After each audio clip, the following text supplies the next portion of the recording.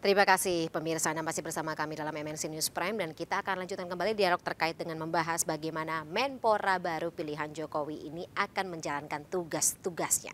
Masih bersama kami malam hari ini pemirsa, Wakil Ketua Umum Partai Golkar Nurdin Halid dan juga pengamat politik Universitas Al-Azhar Indonesia Ujang Komarudin. Sebelumnya kami juga sudah mengundang tenaga ahli utama KSP Ali Muthtar Ngabalin, tapi sampai dengan saat ini yang bersangkutan belum memberikan jawaban apakah bisa bergabung atau tidak malam hari ini. Kita lanjutkan kembali ya, Kang Ujang dan juga Pak Nurdin. Pak Nurdin, untuk dari Partai Golkar sendiri kira-kira lagi-lagi apakah ada brief begitu terkait dengan langkah-langkah efektif apa yang bisa dilakukan oleh Dito terkait dengan tugasnya sebagai Menpora? Nanti kita akan bicara lagi mengenai politik, tapi kita gali dulu nih terkait dengan tugas Menpora tersebut. Tidak ada brief khusus kepada Saudara Dito karena kita yakin Dito mampu mengemban amanah yang diberikan oleh Bapak Presiden. Yang memberikan brief itu saya kira Bapak Presiden. Kalau dari partai hanya mengarahkan hal yang bersifat umum, harus kerja yang baik. Apa yang sudah dilakukan oleh Pak Amali Pak Sedang Amali yang bagus dilanjutkan, ciptakan terobosan-terobosan baru sesuai dengan arahan Bapak Presiden. Jadi kita tidak ada, Ketua Umum Partai Golkar Pak Erlangga Hartarto tidak ada brief khusus kepada Saudara Dito, karena yang kita hanya memberikan yang bersifat umum saja, kerja yang baik, lanjutkan yang sudah bagus, ciptakan terobosan untuk kepentingan bangsa dan negara baik di bidang kepemudaan maupun di bidang olahraga. Dan kita punya keyakinan sangat kuat dengan rekam jejak ya, dengan pengalaman sekalipun umurnya baru 30 tahun, tetapi di mata Partai Golkar harusnya Ketua Umum Dito itu punya pengalaman yang mumpuni untuk mengemban tugas sebagai Menpora gitu Mbak Fani. Baik, itu keunggulan Dito gitu dibanding katakanlah kalau kita bicara mengenai lettingan para menteri di kabinet Pak Jokowi, ini usianya terbilang jauh lebih muda begitu dari teman-teman menteri lainnya seperti itu. Apa keunggulan Dito gitu dibanding kader-kader Golkar lain yang mungkin usianya lebih matang begitu untuk diajukan sebagai Menpora dari parpol sendiri waktu itu pertimbangannya? Ya ada 3 nama yang diajukan kepada Bapak Presiden. Tiganya itu dianggap mumpuni oleh Ketua Umum Partai Golkar. Jadi masing-masing punya kelebihan dan kekurangan. Tapi yang dipilih oleh Bapak Presiden itu adalah Saudara Dito, itu adalah prerogatif Bapak Presiden. Jadi Ketua Partai Golkar itu menyodorkan 3 nama dengan berbagai prestasi, berbagai rekam jejak yang telah digambarkan, dipresentasikan kepada Bapak Presiden. Nah kemudian yang menentukan satu di antara 3 itu adalah Bapak Presiden sendiri, Bapak Fani. Jadi kita tidak bisa membandingkan kelebihan Dito dengan Putri Komarudin misalnya, dengan Ilham Permana. Tapi inilah hak prerogatif Bapak Presiden memilih satu di antara 3 apa yang disodorkan. Tapi kita punya keyakinan bahwa 3-tiganya ini memiliki kemampuan yang mumpuni, memiliki kecerdasan, rekam jejak yang bagus, kemudian prestasi selama ini, kepemimpinan dan sebagainya. Itu kita punya keyakinan bahwa bertiga itu mampu mengemban siapapun yang dipilih oleh Bapak Presiden. Nah kebetulan Bapak Presiden memilih Saudara Dito, itu adalah hal yang merupakan kewenangan daripada Bapak Presiden. Gitu Mbak Fani. Baik, jadi siapapun yang dipilih oleh Pak Presiden ini adalah orang yang paling tepat begitu ya untuk mengisi kursi Menpora? Iya, karena tiga-tiganya itu tidak mungkin disodorkan oleh Ketua Umum kalau dianggap punya kelemahan yang tidak bisa mengganggu tugasnya, atau tidak cerdas lah, atau tidak memiliki kepemimpinan yang mumpuni untuk gitu mengemban amanah itu. Nah, oleh karena itu siapapun yang dipilih antara 3 itu punya kapabilitas, kredibilitas dan kemampuan manajerial untuk memimpin Kementerian Pemuda dan Olahraga. Baik, saya kembali ke Kang Ujang. Kalau ke Kang Ujang ini saya juga ingin menggali terkait dengan bagaimana posisi perpolitikan dari para parpol juga khususnya terkait dengan penunjukan Dito sebagai Menpora ini. Kalau begini, apakah dari Kang Ujang sudah mulai terlihat gitu apakah posisi parpol-parpol dalam koalisi ini sudah lebih firm, sudah mulai kelihatan nih siapa mengarah ke siapa, siapa akan lebih dekat kepada siapa? Kalau kabinet kita hubung-hubungkan dengan koalisi agak sulit ya, karena tadi kabinet itu hak prerogatif Presiden. Enggak, siapa tahu kalau kata Kang Ujang tadi gitu ada yang udah kelihatan baper gitu kan. Ya kan begini, kita lihat kemarin ya pertemuan 5 parpol itu sudah menjadi titik tolak titik ukur. Parameter koalisi itu mengerucut pada sebuah pembentukan koalisi yang agak semakin dekat gitu. Jadi koalisi besar Kang Ujang. Besar lah kalau bahasanya. Iya, kemarin dipanggil loh 5 parpol gitu ya. Ya, ketua umum. Kenapa misalkan PDIP tidak diundang atau pura-pura diundang karena alasannya di Jepang, Bu Meganya. Lalu kenapa Nasdem juga tidak diundang karena memang sudah membentuk koalisi perubahan. Saya sih melihat ya kelihatannya koalisi besar itu akan menjadi sebuah kenyataan. Karena tadi Pak Jokowi mengatakan di awal gitu di MNC News ini bahwa ya soal keberlanjutan pemerintahan. Nah, siapa yang bisa melanjutkan pemerintahan Pak Jokowi ya di koalisi itu. Kedua gabungan koalisi besar itu, Koalisi Indonesia Bersatu maupun Koalisi Kebangkitan Indonesia Raya. Jadi tinggal nanti kalaupun memang mereka bergabung, berkoalisi, tinggal dicari sosok atau figur capres-cawapres yang layak jual. Yang number one lah, yang memiliki elektabilitas yang tinggi atau kuat agar bisa bersaing dengan katakanlah capres dari pihak lain. Karena kita tahu bahwa Nasdem, PKS dan Demokrat sudah punya jago Anies, tinggal nanti menunggu pasangannya siapa. Nah di sebelah sana ada PDIP. Ini semua kita sedang menunggu siapa yang akan dijagokan oleh PDIP. Katakanlah kalau Mbak Puan, ya atau kalau nanti misalkan Pak Ganjar, berarti kemungkinan besar ada 3 poros kekuatan koalisi di 2024 nanti. Tadi koalisi besar ya, yang diinisiasi oleh Pak Jokowi sendiri dengan bertemu kemarin di DPP PAN, lalu kemungkinan juga ada koalisi perubahan untuk persatuan dan PDIP sendiri yang punya golden ticket.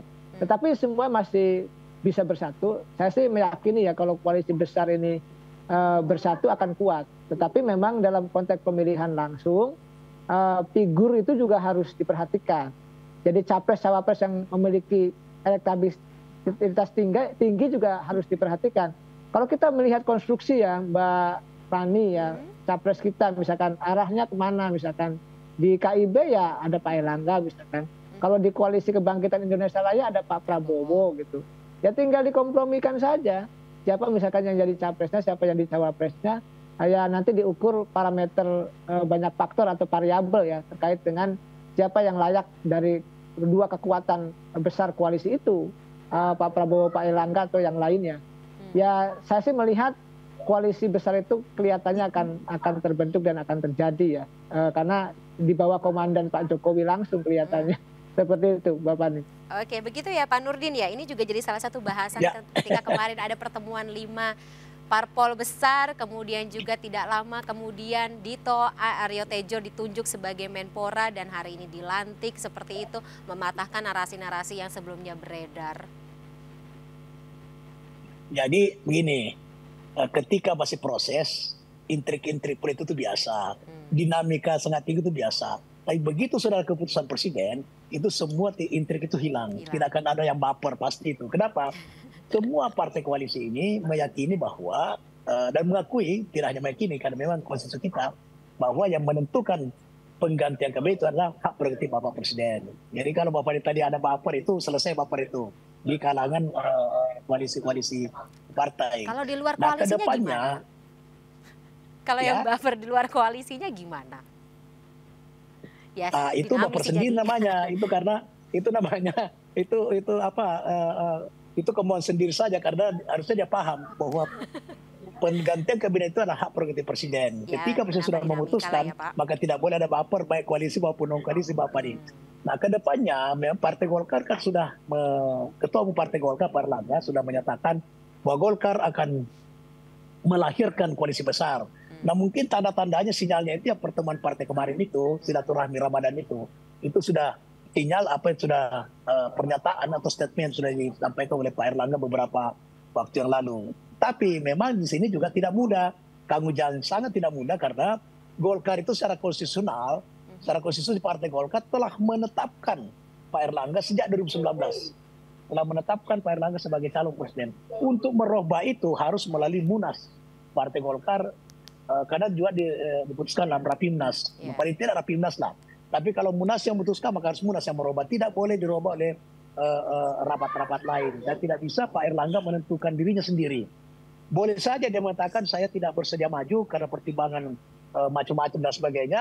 Tapi untuk mengganti Pak Erlangga sebagai capres itu harus melalui Munas. Karena diputuskan oleh Munas. Begitu kau. Jadi tidak mudah juga itu. Nah, misalnya menurunkan ke Wapres itu harus melalui Munas juga. Tapi tentu bisa ya lagi-lagi kan kalau kita bicara mengenai politik terutama jelang 2024 apapun kan bisa menjadi sebuah dinamika tersendiri ya Pak Nurdin. Ya, segala kemungkinan dalam politik itu bisa saja terjadi. Jadi misalnya Pak Prabowo capresnya, Pak Erlangga cawapresnya. Selesai koalisi besar itu sebetulnya kalau itu terjadi. Tapi itu tidak mudah secara konstitusi karena harus diputuskan oleh Munas Partai Golkar. Dan itu pun yang menentukan itu Pak Erlangga sendiri. Jadi kalau Pak Erlangga mengatakan bahwa saya tidak bersedia menjadi capres, saya mau bersedia cawapres karena itu yang itu yang faktual dan itu yang memungkinkan kita untuk menang, maka itu akan dibawa kepada konstitusi partai gitu. Oke, baik. Terakhir Kang Ujang, mungkin kira-kira menurut Anda langkah terdekat yang mungkin akan dilakukan oleh Dito, kemudian juga apakah ini juga akan mempengaruhi tadi lagi dinamika politik antar parpol koalisi, walaupun memang sebenarnya sih kemungkinannya jauh ya, tapi kita bisa melihat hal-hal yang menarik tentunya dalam waktu dekat. Ya, kita beri kesempatan dulu ya pada saudara Dito untuk bisa bekerja. Ya, biasanya kan kita mengukur parameter kinerja pejabat atau menteri kan dalam 100 hari, kita ukur.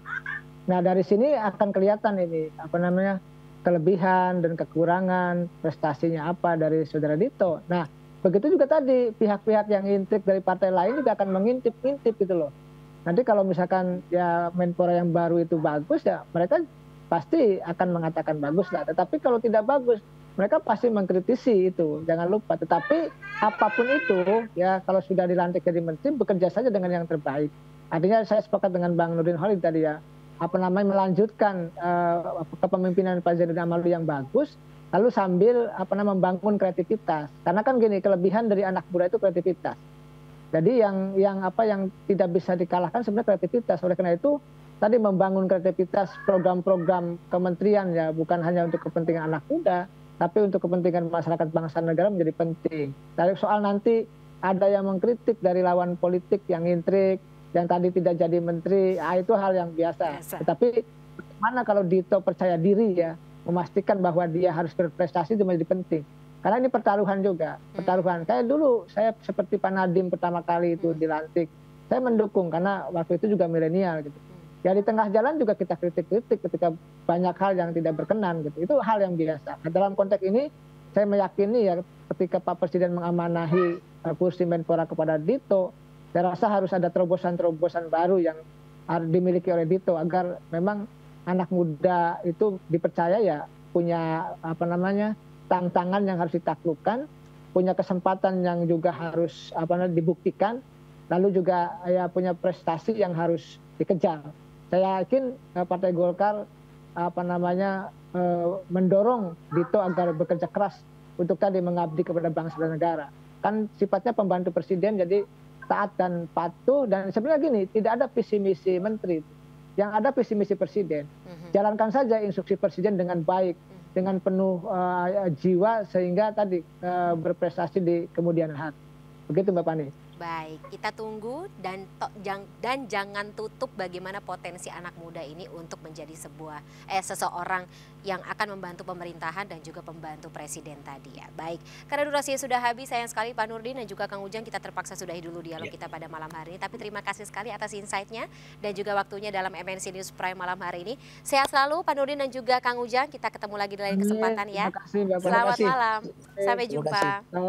Assalamualaikum.